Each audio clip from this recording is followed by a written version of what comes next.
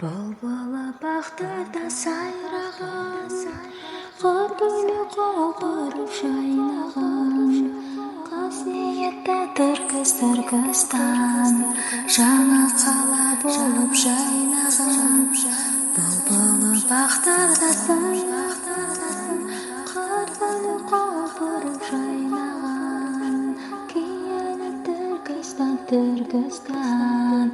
Бұлбұлы қасиетті мекен Түркістанда осындай әдемі саябақ бар. Жібек жолы деген.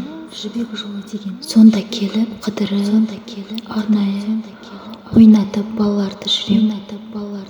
Міне осындай саябақ. Келіп қыдырсаңыздар болады. Бұдан да әдемі жерлер бар. Түркістан жайнап келеді. Жаңа қала.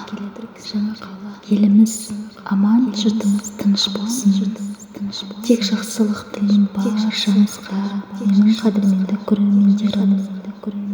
Сәттілік болсын, Алланың нұры жаусын, ел аман, жұрт тыныш болсын. Барлық жерде аманшылық, қуаныш, шаттыққа толсын. Балалардың болашағы жарқын болсын. Әрқашанда Аллах Тағала тек жақсылық пен нығметін төгілсін. Екі дүние бақытын берсін. Әумин деп тілеймін. Түркістан, қасиетті менің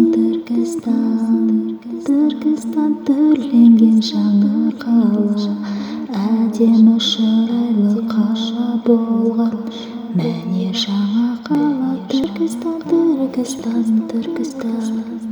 жаңа қала болып түрленген.